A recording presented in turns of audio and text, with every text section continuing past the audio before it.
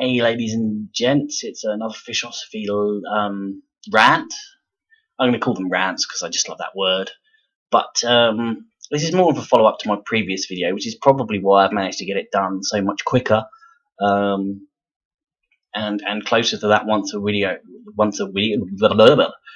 Yeah, it'd be good if I could actually talk when I do these things, but no, closer to that once a week promise on videos that I'm never going to actually manage to keep. So, and what I want to look at here is something I touched on in the previous video, perhaps a little dismissively, because to many people it is a very, very big issue, and that's the gender pay gap.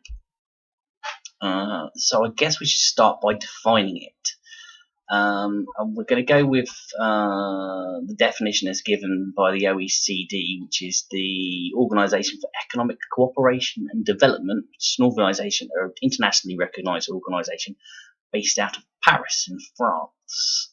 And their definition is given as the difference between male and female earnings expressed as a percentage of male earnings. So basically, if every man was to earn 100 credits as an average, and every woman was to earn 95, the difference would be a 5% difference. Replace the word credits with whatever currency or denomination works for you. So that's the difference. But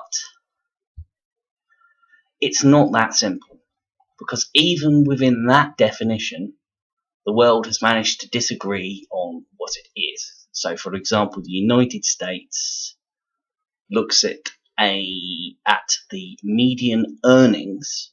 So what that is the 50% mark of everything earned by people. So it's significantly dragged up by the earnings of top-end executives. So it isn't an average; it's a median. Well, a median's a kind of average, but it's a median, not an average as you would normally think.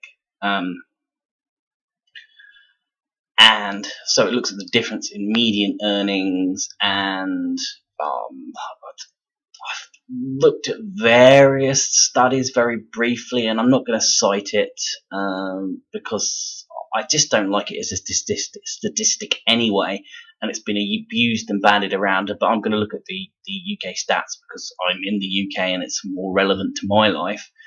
But the same principles apply. But they say that roughly for every dollar earned by a man, 77 cents is earned by a woman. So it's about a 23% variance. And those statistics are from like way back in like 2008 or something. So it's probably slightly different now anyway. And I haven't found a more recent study. And to be fair, I haven't massively looked for it. But if you're interested in the numbers in the US, please do look for them. But the point I was making is they look at median earnings, which doesn't take into account things like how many hours are worked. Whereas in Europe, the statistic that's looked at is the average hourly earnings. And in the UK, we look at the median average hourly earnings between genders. So I'm going to quote statistics from the Office of National Statistics, who, it's a very Ron Seal style office. They do exactly what it says on the tin. They produce statistics about national things. But this is me just stalling for time while I load up the information, get it in front of me. So the most recent information I had is actually from 2014, so it is reasonably current on the scale of things. And that puts the average, when I say average, I mean the median full-time hourly earnings, excluding overtime. And the reason they choose to exclude overtime on this is men generally do more overtime than women, and it skews the figures. Read into that as you will. There'll be some people who think that that's unreasonable or that that's a sign of gender bias, and there'll be some people that think that's just a fact and it's sensible to take it out. I'm personally of the latter group, because that's generally a choice and probably hinges on what industry you're in. But the average median full-time hourly earnings in 2014 for a man was £13.59, and for a woman it was £12.31, which is a difference of about 9.5%. So, based on that alone, it is irrefutable to say, and this is a fact, it's an undeniable fact. I will link all of the information below that they gathered, so you can look at the data yourself. But you can look at these statistics, and they tell you one thing, one categorical thing: hourly, and this is just employees for full-time employees. Hourly, women are paid less than men. What it doesn't do is explain the reasons for this. And I don't want to be jumping on the reactionary bandwagon and yelling about sexual inequality and old-fashioned practices in the workplace, and etc., without analysing the statistics and the data a little bit more, because on the face of it, those statistics don't yet paint a full picture. And allow me to elaborate on that. And I shall shamelessly do so by quoting something the ONS put in their report on gender pay difference. While there is no single measure which adequately deals with the complex issue of the differences between men's and women's pay, ONS prefers to use the median hourly earnings, excluding overtime, for full-time employees. Including overtime can skew the results because men work relatively more overtime than women. Usually hourly earnings better accounts for the fact that men work on average more hours than women. It should be noted that although median hours provide a useful comparison of men and women's earnings, it does not reveal the differences in pay for comparable jobs. This is because it does not highlight the different employment characteristics of men and women, such as the proportion of each gender in different occupations and their lengths of time in service. Or if you prefer it put in more lay terms, then essentially, while these statistics are useful and you can learn something from them, they don't take into account the jobs that people choose to do. And also a reason for not looking at median at total earnings, like is done in the US gender pay gap studies, is that it doesn't take out of account the fact that different genders have trends to working different amounts of time, and men tend to work more hours on average. So really, to understand the issue more, why we have here in the UK that 9.4% difference between men and women's pay in 2014 is a bit trickier, and there's a whole load of extra factors which need to be taken into account. So for this, I'm going to quote from a European Commission study done in 2014, and they list a number of different reasons that they believe could be behind the gender pay gap. And these are the following: discrimination in the workplace, different jobs in different sectors, workplace practices and pay systems, undervaluing of women's work and skills, few women in senior and leadership positions, gender roles and traditions, balancing work and family responsibilities. So we'll look at a few of these. Well, probably we'll try and look at them all. Some of them are should, in theory, be more easy to quantify and prove with statistics. So if we take, for example, different jobs, different sectors, you would need to know the gender breakdown in different sectors, and then you'd need to work out across those sectors the median hourly rate for the genders to work out the pay gap in the sectors. And I think that might be quite illuminating.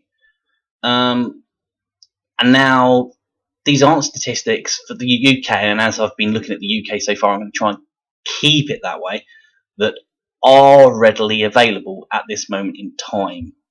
In 2010, the previous government proposed, the previous Labour government proposed that top companies should have to publish this information. The opposition government, the Conservatives, blocked it, but now they're starting to bring these into law that companies have to publish their gender pay differences. So that would be something we'd probably be able to look at properly in 1 or 2 years' time. That might be of interest, and that will certainly give an indication how much of a bearing that is on it. Workplace practice in pay systems. This is more talking about sort of bonuses and how employees are rewarded and that kind of thing.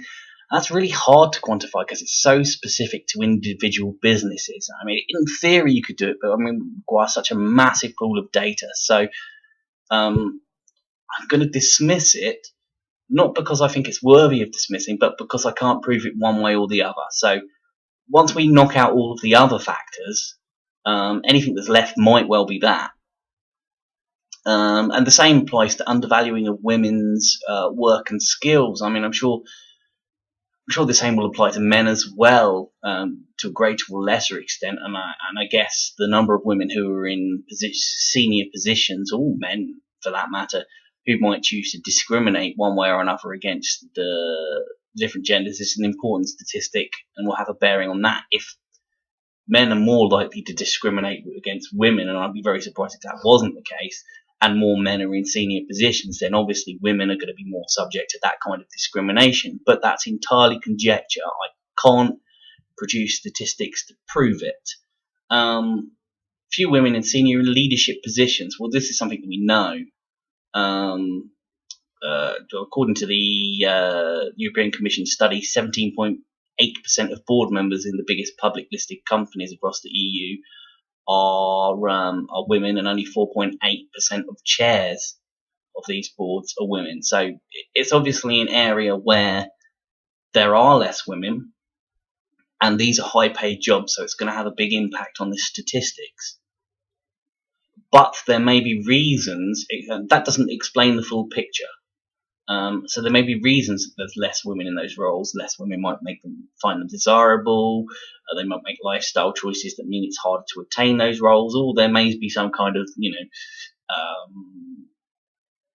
internal prejudice within the system that's preventing them getting those roles. And that again is a harder fact to quantify and confirm. So again, it makes these gender pay gap statistics less meaningful until we can actually say what the causes are. Gender roles and traditions, personally, I think this is massively evident. The sectors I've worked in, I've worked in a very male-dominated industry before, and then I worked for a very female-dominated company, and this was in retail, where you'll find that some companies are almost entirely male staffed and some companies are almost entirely female staffed in the UK, and you only need to go into the stores to see this, but it certainly applies across other sectors. And as I mentioned in my previous video, primary school teachers in the UK, roughly 80% of primary school teachers are women. Garbage collection people, bin men, refuse collection people, whatever you want to call them, more than 99% of that industry is male. So there clearly are gender roles and traditions, and I don't know whether that's a bad or a good thing. I think, as I've said before, there's differences between the genders, and we should have the right to choose the lifestyle that we would like to achieve. I mean, obviously not everybody can achieve everything they want to. Life just doesn't work that way. But we should certainly have the right to try and pursue the things we want and be given an equal crack at it. And I think it's unrealistic to expect men and women to want to do the same thing. So gender roles and traditions almost certainly is a factor here.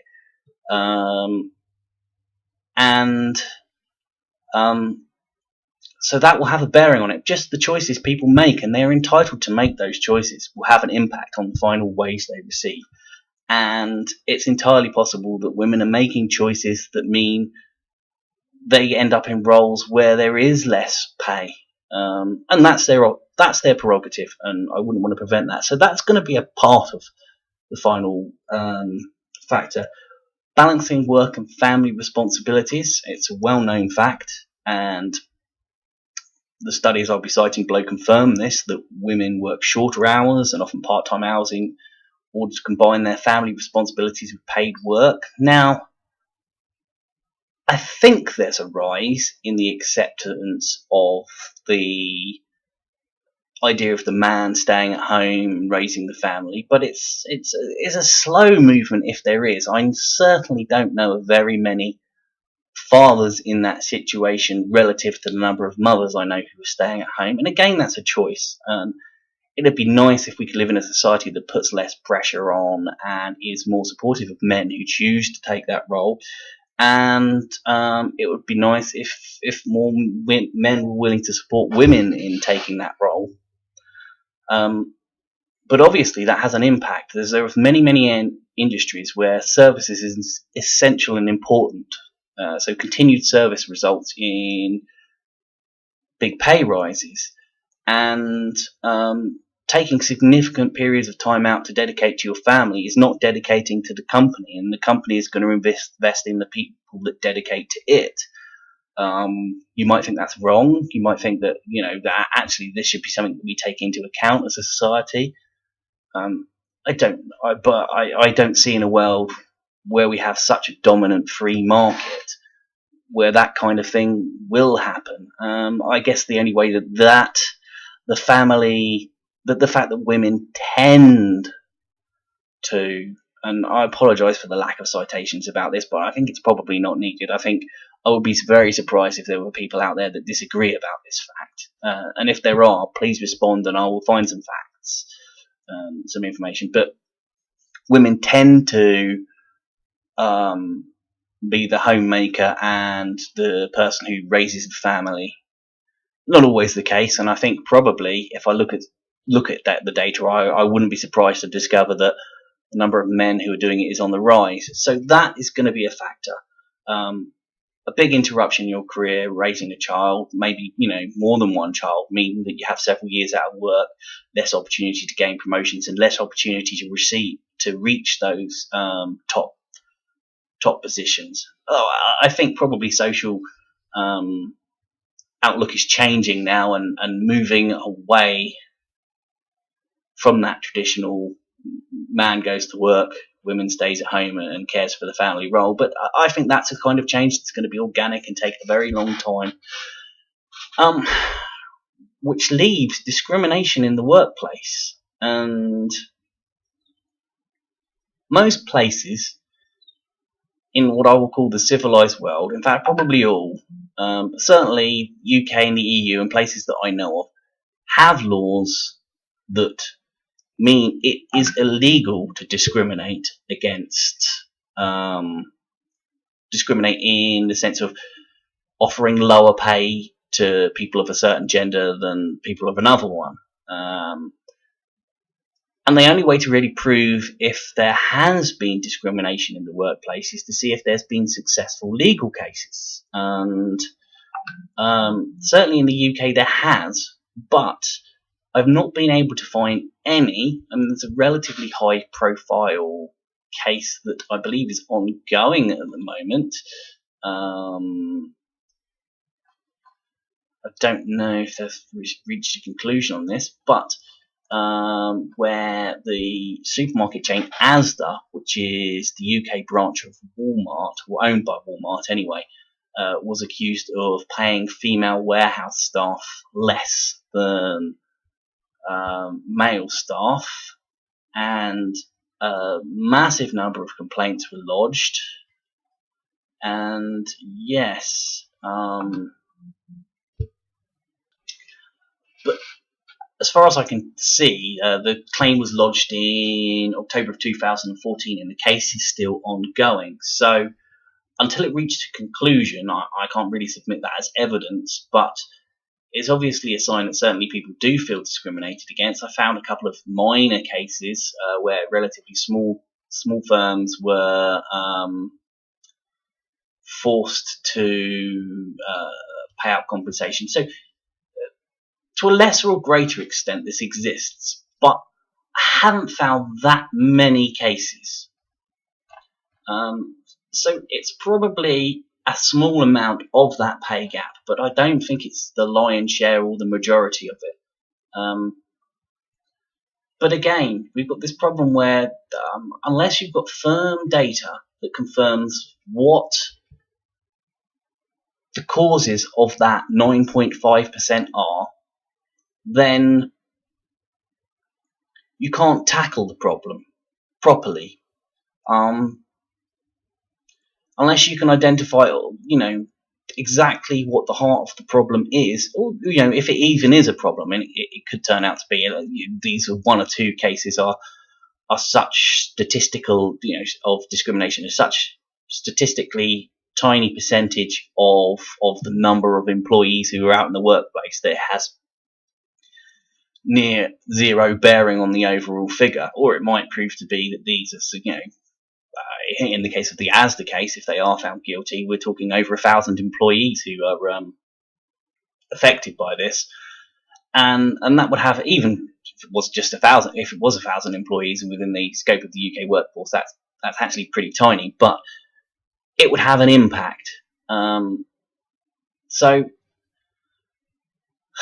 here's where we reach the problem with the whole situation. And that is that we can see that there is a difference in the amount women and men are paid, but it's hard to pinpoint the reasons for this and exactly how big an effect each reason has. Without that knowledge, it's hard to tackle the problem. Now I'm going to pick a fairly specific industry here, and that is the teaching industry in the UK. This is a female-dominated industry. 64% of all teachers all teaching staff in the sector are female. More so at a younger age than at an older age. And there was a study done by the ETF, the Education and Training Foundation, let me check the year. Got to scroll up a page and everything. In July of last year. So this is a relatively recent study, and it said on average men teaching full-time earn £2,340 more than women teaching full-time, despite little variation between the age of men and women when they enter the sector. The gender wage gap exists in spite of women making up the majority of teachers in the sector. As I said, 64%. So yeah, and they look into this in a little bit more depth, but again run into the problems I've been talking about, whereas the data kind of stops there. And it says the HESA data does not contain robust information on the subjects new teachers are delivering, and consequently it's not possible to examine whether this difference in starting salary is consistent amongst men and women teachers teaching the same subjects. Then the article, which is in FEweek, goes on to quote Christina Conroy, who's the director of curriculum development agency Coralesque, and who authored Women in Technology Project Research Report, produced in partnership with the ETF earlier in 2015. From our perspective, she said, it's about choices. Women are going into non-tech areas, a lot are going to art and design, and I think this highlights that, she said. Getting into technology is a good way to get higher pay because subjects like these are in high demand and attract more money. It's really important that girls make positive choices and that their careers and their futures, about their careers and their futures, and that we enable them to do that. And then it goes on to say the ETF research found that in 2012-13, learners enrolling ITE courses were far more likely to have specialist knowledge of art and design, social sciences, and business studies, just 1% of learners had math specializations. Paulina Odolinsky, who's the director of Women's Leadership Network, said that the problem could also be occurring later on when women apply for jobs and negotiate salaries.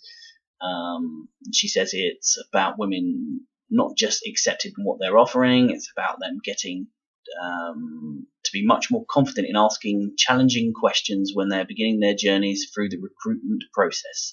There's a tendency for women to accept things at face value and not be confident enough to ask for more.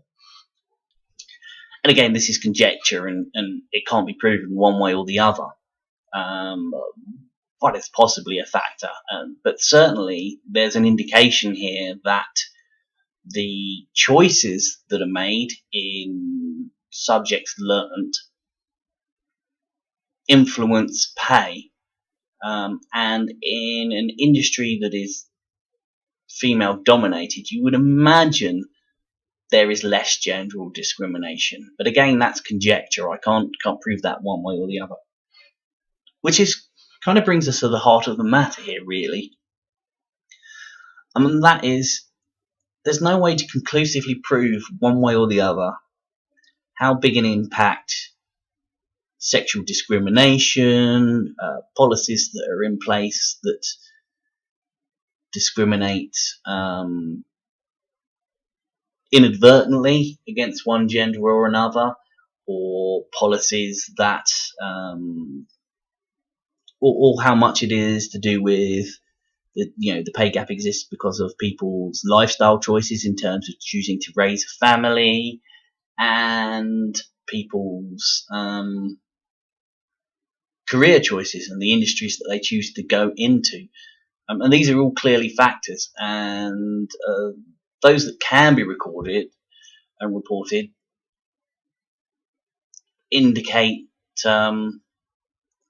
don't indicate the whole picture. So until we can really account for all of these things, or certainly discount some of them from the list, so as soon as we can know how much of an effect the industry you choose to be in, the subject you choose to take, has on that, then we if I throw some hypothetical numbers out here, then these are entirely make-believe, but for the sake of making an argument, so please don't go quoting these here. If we imagine, say, 8.5% of that 9.5% gap that exists was due to family, choosing to raise a family or choosing to be in a sector that pays less, then that would only leave a very tiny percent that could be through the discriminatory and malpractice reasons. It would just leave 1% that could be those other reasons. I'm not saying that it is 8.5%. It's impossible to know at this stage. And this is why, at the moment, the gender pay gap is a mystery. And those people that wave the gender pay gap banner and say it's a proof of systemic patriarchal manipulation in society, and that women are heavily discriminated against, can't really claim that. And on a similar note, those that claim to be able to debunk the gender pay gap totally and say that it's a non-entity, it doesn't exist, it's hard to do because the data doesn't exist one way or the other. I mean, I think it's probably, and this is my personal conclusion, made out to be a far bigger issue than it is. And a lot of what is creating this pay gap is people's social choices. The data does support that the pay gap is coming down. I mean, it's come down quite rapidly since the 1980s, but the rate of change is slowing. And I think so many factors are about people's lifestyle choices. And obviously people's lifestyle choices have changed. The pay gap with young people, for example, is much smaller than the pay gap with older generations. And that's probably as a result of social change as well as many other things. Family issues would be the other big indicator there. the pay gap being relatively close until people have children and take that time out of work and then have to kickstart their careers again.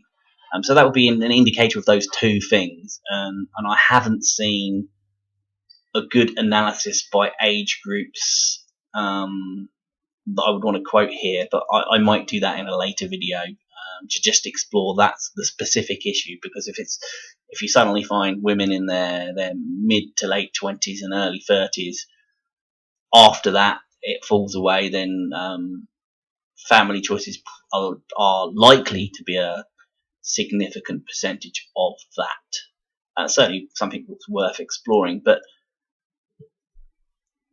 even if you take that into account, the statistics are just, they don't exist to prove what the cause of the gender pay gap is.